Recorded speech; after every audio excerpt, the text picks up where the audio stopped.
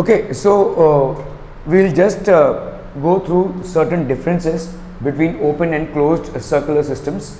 Okay, so in blood vascular system, what basically is blood vascular system? So we have learned about vascular systems in plants where we have xylem and phloem tissues. So in blood vascular system we have the heart, the blood vessels and the circulatory fluid.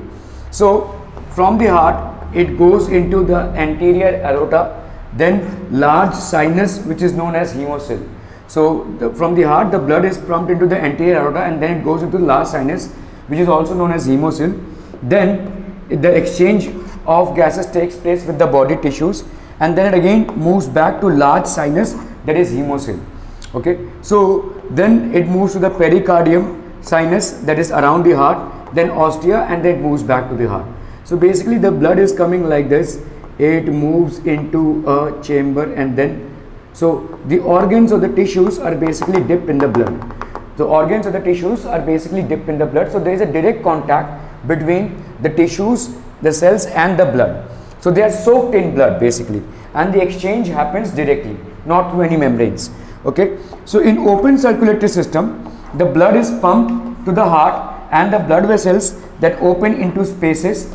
Okay, so these are basically the spaces that we are talking about, the lacunae and the sinus, and both the cavities are collectively known as hemocoel. Both the cavities are collectively known as hemocoel. This is basically the hemocoel part. Okay, now there is no capillary, obviously, since the blood is getting exchanged directly, there is no capillary system. Just as in human beings we have first the aorta, and the aorta branches out into atrioles, and the atrioles finally branch out into capillaries. So there is no such system here. Very low pressure of blood.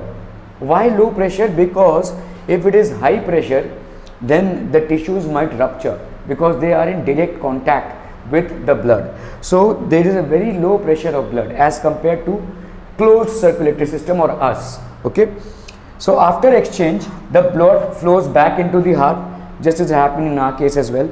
Okay, through open-ended veins. So the blood flows out in open spaces. So here the blood is basically flowing out into the open spaces. It's like the entire thing is getting wet. Blood flows out into the open spaces, and hence we can say that the control, the comparative control is very poor out here. Okay, what happens? This is basically seen in arthropods like prawns and cockroach, some non-cephaloid mollusks. So some non-cephaloid mollusks are also seeing this. Okay, blood comparatively takes longer time than open circulatory system to return to heart. So here the time taken is a little longer because it accumulates and then collects. So blood takes about more time than open circulatory system to return to the heart after circulation. The oxygen carrying pigment remains dissolved in blood plasma in hemocoel. So in the hemocoel, the oxygen carrying pigment remains dissolved in the blood plasma. So there is a direct exchange between the blood and the cells or the tissues. Okay, so this is basically for open circulatory system. If we look into the closed circulatory system, which is ours and most of the vertebrates, including some echinoderms and some mollusks. Okay, so from the heart the blood goes into the aorta, from the aorta it goes into the arteries, from the arteries it goes into the atrioles, and finally to the capillaries. From the capillaries it passes on to the venules, basically the chambers of the veins. Then they collect into the great vein and then they are poured into the heart. So this part of the system is oxygenated blood, this part of the system is deoxygenated blood. Nothing of this sort happens in basically open circulatory system. So this is basically closed circulatory system. This is basically closed circulatory system. Now in closed circulatory system, the blood flows through closed chambers of heart and closed tubes of blood vessels. So the chambers of heart are also closed and the blood vessels are also closed. Okay, fine network of capillaries. There is a very fine network of capillaries.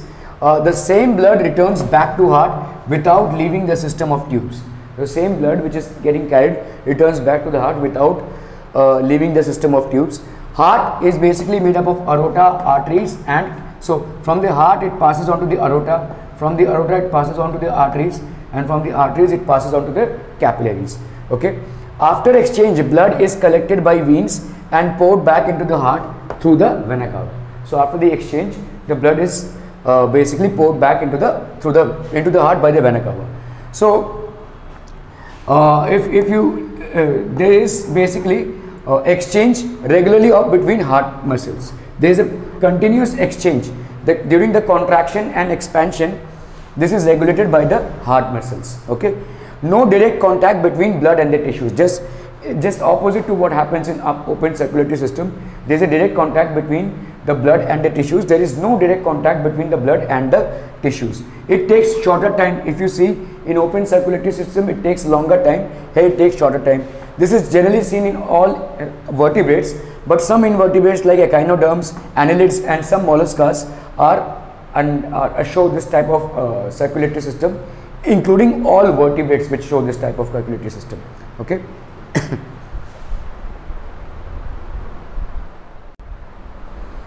Okay, so we will now talk about the blood vessels. Okay, so what is basically first we will look into the differences between open circulatory system and closed circulatory system.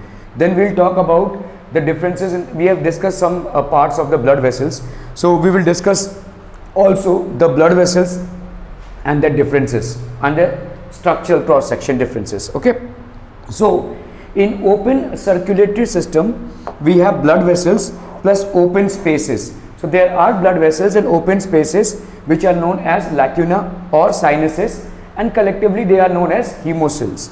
Okay, in closed circulatory system, yes, there is blood. There is system of closed chambers and tubes, that is heart and blood vessels. Whether it is the heart or the blood vessels, all are basically closed. Here we have open spaces and they are lacunae or sinuses.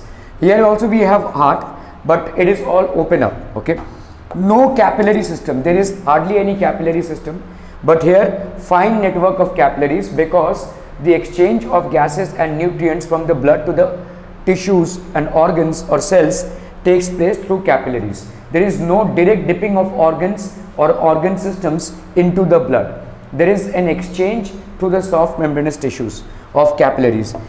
The blood generally flows at a very low pressure in open circulatory system, whereas here it flows under high pressure. There is a high pressure of blood. Okay, blood from sinuses to heart through open-ended veins. So we have basically this coming in here, and this is basically open-ended veins.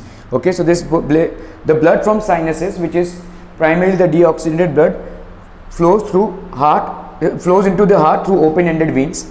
The blood flows back into the veins and then is poured into the heart by large closed veins. Here the veins are open-ended, here these veins are closed. So all blood vessels are basically closed in closed circulatory system, whether it is the artery, arterioles, venules, veins or capillaries, all of them are closed. Okay, this is basically a very poorly controlled blood distribution. Sometimes the organs get dipped completely, sometimes not. So this is basically a poorly controlled blood distribution. Here it is well regulated. It's like this. Let's say if you have a garden and you have to water the garden and you have a large pipe, so you just let the water flow. So the water will flow and it will make the entire garden wet. Maybe some parts will receive more water, some parts will receive lesser. Okay, and the water distribution will be less, the water wastage will be more. But if you have a proper piping system, let's say sprinkle or drip irrigation types, okay, then the water wastage is far less and each and every portion of the garden will get the required amount of water. So if the water is not distributed through proper canals or pipes, then it will be a haywire condition, will all be a mess. So that's what happens in open circulatory system versus closed circulatory system. So there is a direct exchange between the blood and the tissues. There is a direct exchange between the blood and the tissues. There is no direct exchange. There is basically capillary exchange. So there is a capillary exchange between the blood and the tissue. So this is how the open circulatory system and closed circulatory systems operate. I hope we are clear on this one. Very easy differences and very easy. Okay, so now we will move into the structural and the functional differences between the arteries, veins and the capillaries. So if we look into the cross section, this is basically a cross section. This is a cross section of arteries and veins. So both are almost same, except that the lumen size is different. Okay, almost same. Three layers we have. One is the tunica interna. The internal layer is tunica interna, or it is also known as tunica intima. This is made up of a single layer of endothelium cells. So this is basically the tunica interna part. This is the tunica interna part in the vein. Then the middle layer is known as tunica media, and here's where the difference comes from. This has got smooth muscles, and this is basically an elastic tissue. Here hardly we have, very less. The amount of tunica media is very less. Okay, we have to understand why it is less, because this is venal blood or venomous blood. All it has to do is pour the blood into the heart, whereas the blood which is coming from the heart and going into the organs and tissues has to have a very high pressure.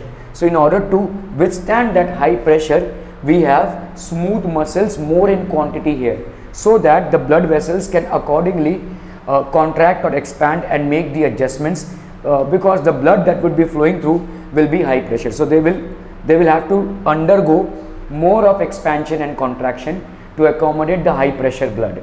Okay, whereas here pressure is not that much, and they don't need to have too much of contraction or expansion. And we all know that all through the veins we have basically valves which close and which prevent the backflow of blood.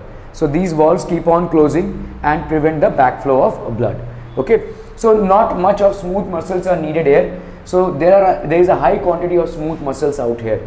Okay, those smooth muscles are made up of elastic tissues. There is the tunica externa. The tunica externa is there for both of them, and this is made up of collagen fibers. So this is a cross section of the artery and the vein. This is basically the vein, and this is basically the heart. So we see that the lumen size in vein is more than the artery. However, the smooth muscles and the tunica externa both are more in quantity in an artery than in a vein, so that it can withstand the high amount of blood pressure flowing through the arteries. Okay, so we will quickly look into basically the differences that we have. So if we take the tunica media in an artery, the muscle layer is thick and more elastic. It is thick and more elastic. In a vein, the muscle layer is thin and few smooth muscles and much less elastic. It is far less elastic. Whereas in a capillary, it is absolutely absent. There is no muscle layer. Only one layer of squamous epithelium is there. Only one layer of squamous epithelium is there, and that is made up of endothelium. That is made up of endothelium. And only one layer of squamous epithelium is present, and that is endothelium. The lumen, if we look at the lumen part, this is small, this is big, this is big. There is no lumen present here, or we can say, sorry, this is very small. In capillaries, the lumen part is very small. We don't need that much of lumen here. Okay, semilunar walls. As we see, all throughout the veins, we have these lunar walls which keep on closing as blood flows up, so that to prevent the backflow of blood. We don't have high pressure in the veins, so they prevent the backflow of blood. So semilunar walls are basically absent in arteries. Any which ways the pressure is very high. Okay, in veins they are present all along the length of the veins. Okay, and if you look into capillaries, there are no walls. There are absolutely no walls. Now, what is the direction of blood flow? What is the direction of blood flow in arteries? The direction of blood flow is away from the heart. That's the reason it is known as arteries. Whether it is carrying oxygenated blood or deoxygenated blood, the direction of blood flow from the heart is always away from the heart. The arteries will always carry blood away from the heart. So we have the aorta, which is carrying oxygenated blood, and at the same time we have pulmonary artery, which is carrying deoxygenated blood. Both the directions are out from the heart. It doesn't matter whether it is oxygenated or deoxygenated blood. Okay, so the direction of blood flow is always away from the heart, and here the direction of blood flow is towards heart. Very self-explanatory. What do we have here? There is hardly any direct connection with the heart. So the blood flows from the arterioles into the capillary exchange, and then it flows into the venules. So we have the arterioles here and we have the venules here. So the capillary. In capillary, the blood flows from the arterioles to the venules. Okay.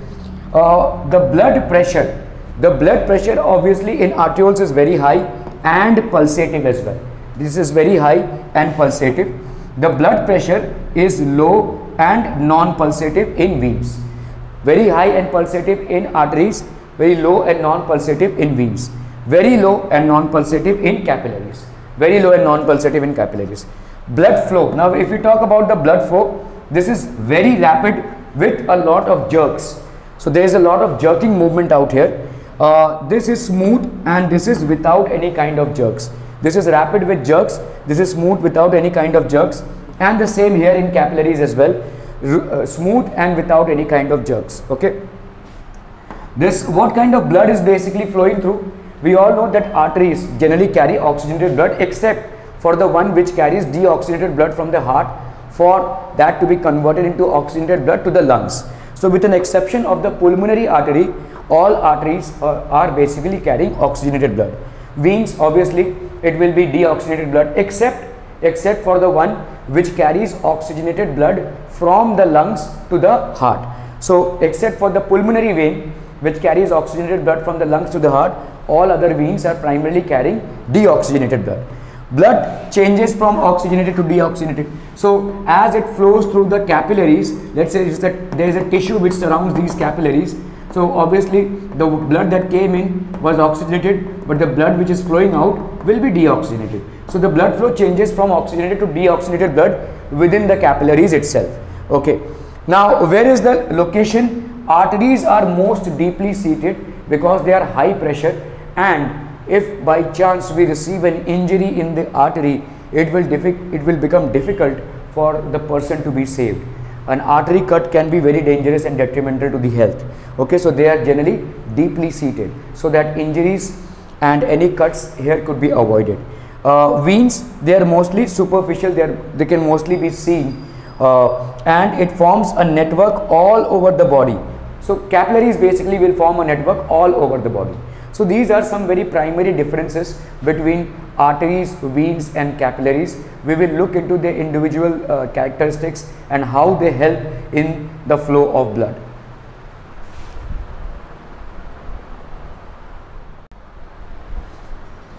Okay, so we will now talk precisely about the blood composition. Okay, so human blood, okay, we are at studying circulatory system, so blood is one of the circulatory fluids. In fact, it is the circulatory fluid, primary circulatory fluid. Okay, so human blood is highly specialized, and humans basically have a very highly specialized closed circulatory system.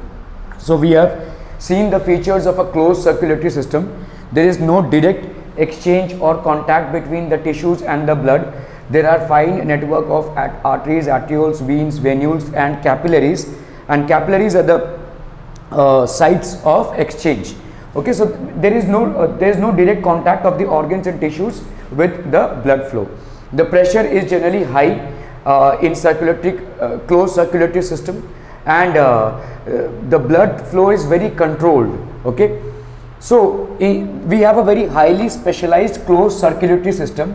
It includes blood, it includes blood vessels like arteries, arterioles, veins, venules and capillaries, and it also includes the main pumping organ, which is the heart. So all this has to be studied under this chapter. Okay, so we also have another system which is known as the lymphatic system, which helps in the activities of the vascular system. The primary system is the vascular system, which includes this entire thing, and we also have a lymphatic system. It helps in the activities of the vascular system. So what is basically the human blood composition? The human blood is basically red colored. We all know this. It's a fluid connective tissue. It connects to the entire body, and it circulates in the entire body. It circulates in the entire body. The extracellular material, that is fluid, is without any fibers. The extracellular material is the fluid, and this has got no fibers at all. Straw colored. Okay, so what is the blood composed of? It is first of all composed of a straw colored aqueous fluid, which is primarily the plasma. and this is approximately 55% of the blood. So blood will have plasma and formed elements. So plasma is basically 55% of the blood, in which float the formed elements. So formed elements are, let's say, RBCs, WBCs, platelets and all. Okay, so these formed elements are known as blood corpuscles. Okay, so this is basically plasma, and in the plasma are the formed elements of RBCs, WBCs and platelets. Okay, so plasma is basically an extracellular material of blood, and it constitutes almost 55% of the blood. Okay, the blood corpuscles, if you see, they are just 45%. So the blood corpuscles include what? Erythrocytes, that is the RBCs, leukocytes and the blood platelets, primarily the WBCs, the RBCs and the platelets. So these are the formed elements of the blood. A human adult will have approximately 5 liters of blood. So this will have 5 liters of blood. If we quickly go through the blood composition, it is a complex connective tissue. Primarily it is made up of plasma and the blood corpuscles, which are also known as the formed elements. The blood corpuscles can be divided into 3, that is erythrocytes, RBCs. We have specifically seen the function of RBCs as a hemoglobin pigment carrier, because of which oxygen and carbon dioxide both get associated with it, primarily helping in the oxygen transport. Okay, RBCs, these are not carrying any nucleus, so that maximum amount of oxygen can be adjusted within it. Okay, leukocytes, which are basically the WBCs, they primarily are our defense mechanism. Okay, so the leukocytes can be divided into granulocytes. In granulocytes, the cytoplasm is in the form of granules, and agranulocytes, the cytoplasm is not in the form of granules. Okay, then we have eosinophils, basionophils and neutrophils. So eosinophils are basically, which can be, since they are made up of granules, they can be tested. So they can be tested with an acidic dye, they can be tested with a basic dye, and they are basically neutral. So these have their own functionalities in terms of, any toxins which are released by bacteria. This is basically an antitoxin. So any toxins which are released by bacteria and all, they are engulfed. So this also helps in neutralizing. All these are basically effects we will learn later. Then we have monocytes, and then we have lymphocytes. Again, they have this engulfing action of bacteria and viruses. So this is the basic bifurcation of the entire blood, how it is made up of, and what are the parts of the blood. Okay.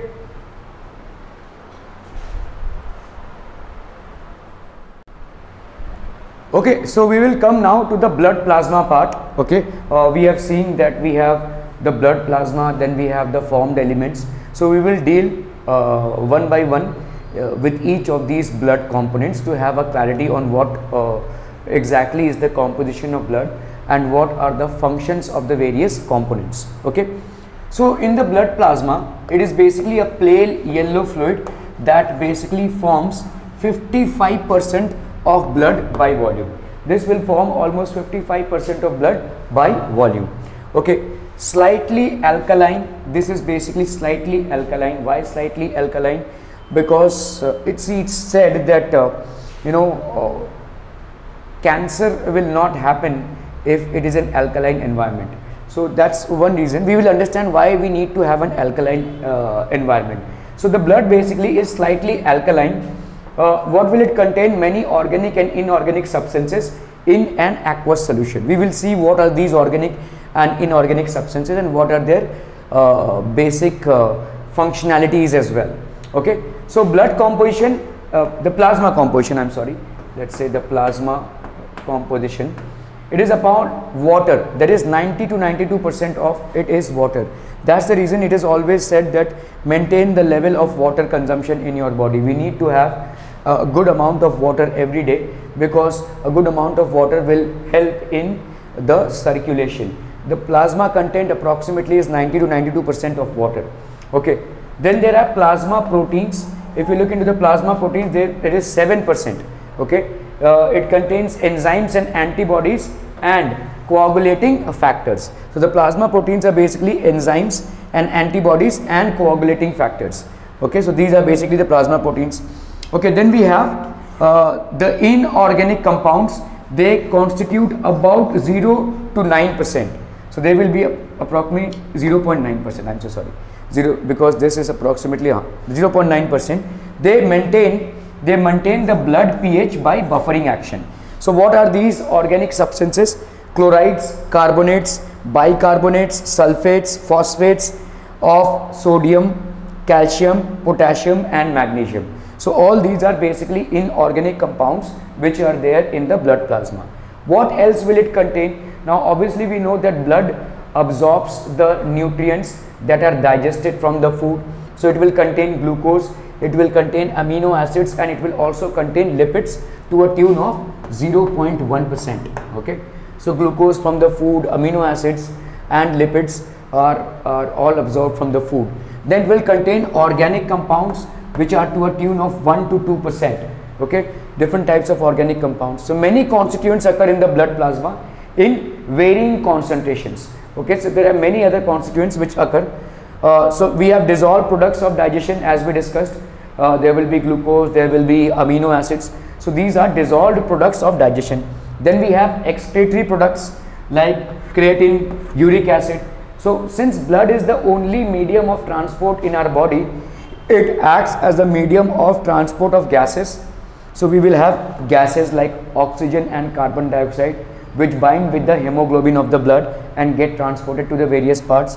Okay, also since blood is the only medium of transport, other things like glucose and amino acids which are required by the cells for their day-to-day activities, that is also transported by the medium of blood.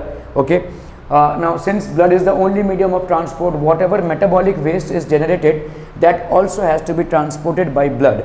So all these excretory products are also creatinine and uric acid, they are also transported by blood to the different organs. Okay, and to different organs involved, basically the excretory products, the kidney pumping and all this happens by blood. Then we have antibodies. Antibodies need to be generated for various infections, and these antibodies are also transferred by blood.